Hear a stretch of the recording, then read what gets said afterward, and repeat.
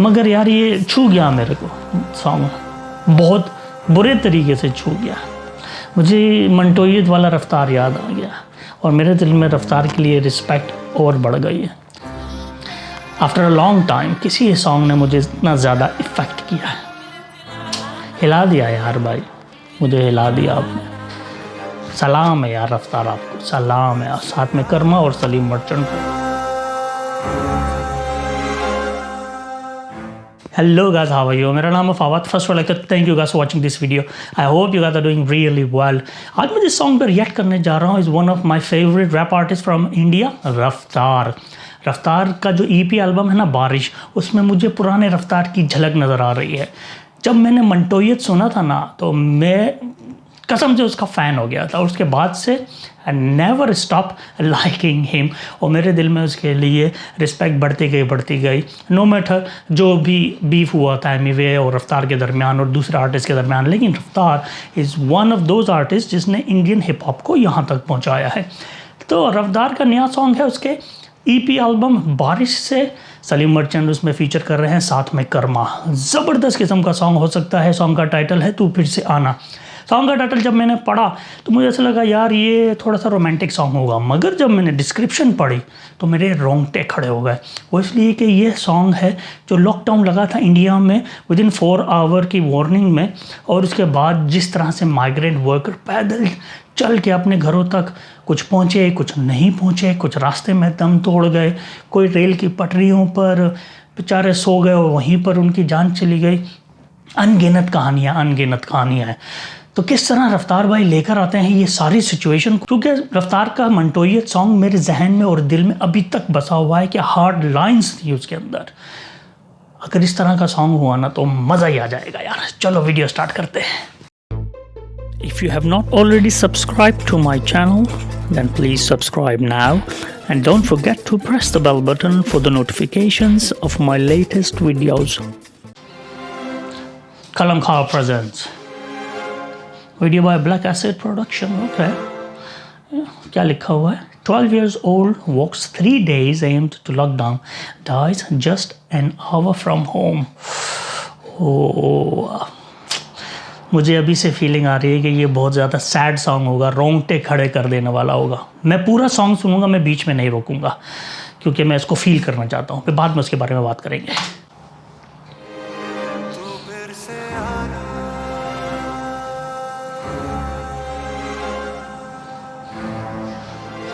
This needs to stop.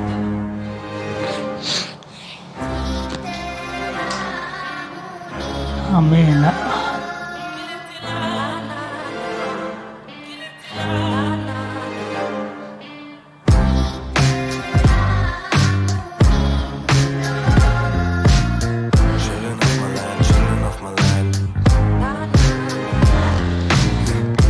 मस्तकों पे ले चले जो पुस्तकों से दूर, पन पे जिस समीप है उस समीप है माँ भी मजदूर, मन से नष्ट तन पे कष्ट, रात खाने में है चूर, संगलून ये गरीबी का कसूर, और जो नूर ना बनेंगे बच्चे कूड़े में मिलेंगे, न सूर से पले जो कैसे सूर में बनेंगे, कुछ जो खेलेंगे, कुछ को स्कूल ना मिलेंगे, कुछ के पाँव दो छिलेंगे, चुप धूल में मिलेंगे, जिसके पेट में अनाज ना वो किस धर्म का है भला, एक भरम में जूता वो कि कब गरम हो एक दफा, किस कर्म की मार है आहार इनका, बस हवा ना मिलती माँ को एक दफा, पिता सभा में गुमशुदा एक दफा, सोचो देश बंद था वो चल पड़ी, 8 मील पहले घर से गिर के घर पे मर पड़ी, जीता नाम बालिका का जीती ना जो एक कड़ी, वो दफन है या जल चुकी ये सोचता मैं हर घड़ी। तू फिर से आना मुस्कान बनके, मेरे घर में छोटा मेहमान बनके, तू फिर से आना मुस्कान बनके, और हंस के जीना मेरी जान बनके, पेट में आग लगी है पर पानी भी तो पास नहीं, छोटे हैं कदम काफी, जवानी भी तो पास नहीं, वो थक चुके इतना के पटरी पे ही सो जाए। पर सुलाने वाली माँ की कहानी भी तो पास नहीं, जो घर पे है वो खुश है, जो रोड पे वो पूछे कि घर की छत मिलेगी कब, कहाँ पे जाके लूं चैन। जब माँ छोड़ने आई थी तो एक दिन में पहुंचे थे, अब वापस जाने में मुझको लग रहे हैं दिन क्यों थे। अब सब धुंधला लग रहा, नहीं बची है ताकत, अब सो ही जाता हूँ, अगले जन्म में लूंगा दावत। बस माँ को बतला देना कि थोड़ा दूरी था मैं, हवा में खुशबू ले ले, मिलने तक ले ले राहत। और जो कहते हैं कि मरने पर हम 1 लाख देंगे, मानो 16 मौत आई और हो गए 16 लाख। ऊपर शिकायत करूंगा, अब वो हिसाब लेंगे, जो घर तक छोड़ देते तो बच जाती 16 लाश।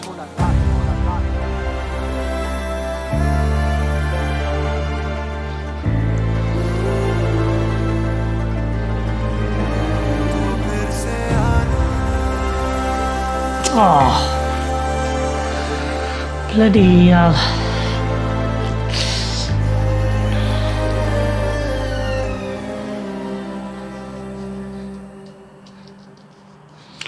आवाज़ ही आज़ाद।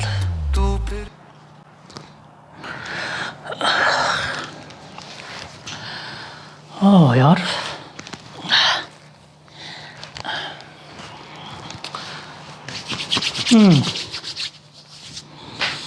completely speechless, to be honest. I wasn't expecting that effective. कुछ सॉन्ग्स होते हैं जब आप सुनते हैं तो आपको दिल को लगते हैं, कुछ दिमाग को लगते हैं। ये भाई दिल और दिमाग दोनों चीर के रख दिए इसने। अगर आप इसको ऑडियो सुनो तो शायद आपको इतना इफेक्टिव नहीं लगे, मगर जिस तरीके से वीडियो बनाया, जो प्रेजेंटेशन दिया, और जो लॉकडाउन की वजह से जो माइग्रेंट वर्कर्स, स्पेशली जो लड़की गीता है 12 साल की, उसकी कहानी बयान की है, यार तकलीफ़ होती है। और ये सॉन्ग हमें ये भी बताता है कि हम लोग कितने इग्नोरेंट पीपल हैं। याद है जब ये लॉकडाउन हुआ था तो माइग्रेंट वर्कर्स और मज़दूर बेचारे जो दूर दूर शहरों से आते थे, वो अपने घरों तक जाने के लिए किसी भी लिमिट को क्रॉस करने के लिए तैयार थे। कोई पैदल चल रहा है, कोई बसों की छतों पे लटक रहा है, कोई किसी के पीछे लटक रहा है। ना भूख ना पानी, किसी चीज़ की इनको फिक्र नहीं, बस घर पहुंचना था। और एक खौफ था कि भाई ये वायरस अगर लग गया तो क्या होगा, क्योंकि इतना ज़्यादा खौफ फैला दिया गया था। और जिस तरीके से लॉकडाउन इम्पोज किया तो सबको मालूम है। बट ये 12 साल की बच्ची सिर्फ 8 मील दूर अपने घर से, और शी डाइड। ना खाना ना पीना, भूखी थी बेचारी। और इस तरह के बहुत सारे वाक़यात हमारी नज़रों से गुजरे हैं। मैंने एक वीडियो देखा था जिसमें बेचारी एक माँ अपने बच्चे को सूटकेस के ऊपर लिटा के ड्रैग कर रही थी। माँ स्टेशंस पर ट्रेन का इंतज़ार करते करते बेचारी मर गई और बच्चे इधर उधर घूम रहे हैं। कुछ तो लोग थे कि जो ट्रेन की पटरियों पर ही सो गए, वो समझ रहे थे लॉकडाउन है, कोई ट्रैफिक नहीं है, कुछ नहीं चल रहा।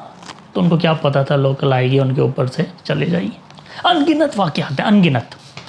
मगर हम लोग किन चक्करों में पड़े हुए थे, specially on social media, TikTok versus YouTube. याद है ना कितना हंगामा हुआ था, महीने 2 महीने चला कि नहीं चला।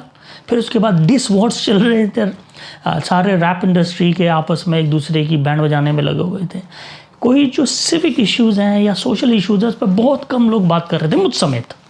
मैं भी अपने आप को कसूरवार और इग्नोरेंट समझता हूँ, मगर इस सॉन्ग ने ना रोंगटे खड़े कर दिए मेरे अंदर यार, कि हम लोग कसूरवार हैं, हम लोग ज़िम्मेदार हैं। इस तरह की जितनी भी जानें ज़ाया हुई हैं।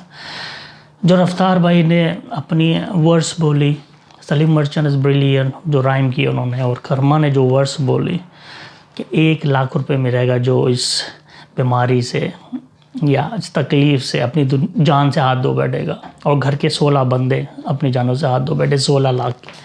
पैसा कोई अहमियत नहीं रखता, जान है यार। अगर जान है तो फिर पैसा बंदा बना लेता है।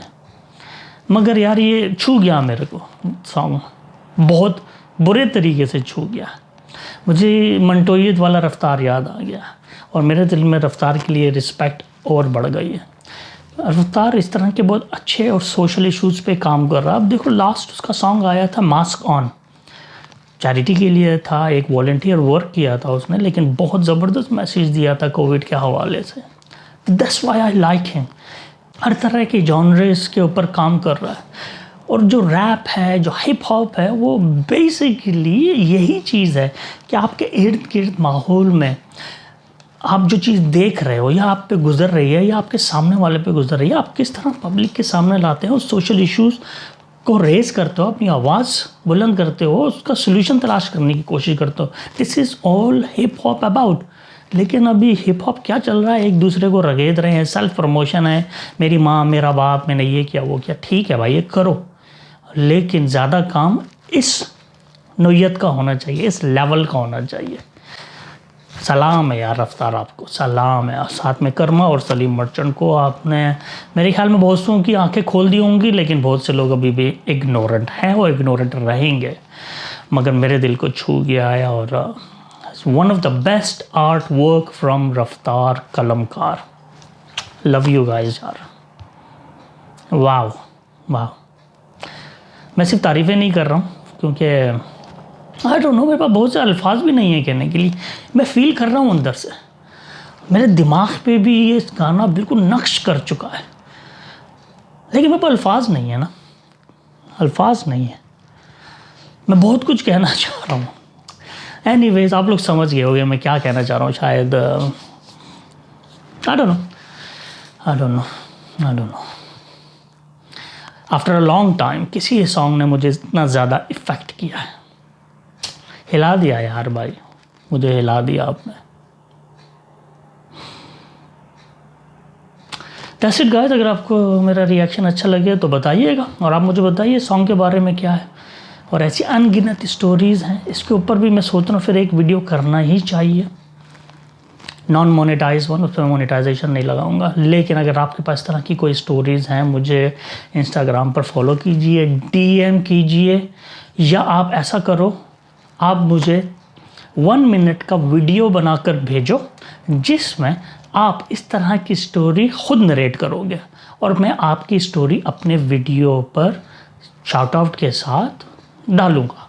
ठीक है, ऐसा करते हैं, क्योंकि वहाँ पर रहने वाले अगर ये स्टोरी बयान करें तो वो ज़्यादा इफ़ेक्टिव की बजाय मैं पाकिस्तान में रह के बात करूँ। बट यार, did really hit me heart. अपना बहुत ख्याल रखना भाई, स्टे सेफ, खुश रहें। और कोविड अभी भी ख़तरनाक चीज़ है, तो बच के रहना और मास्क ऑन प्लीज़। अस्सलाम वालेकुम एंड गुड बाय।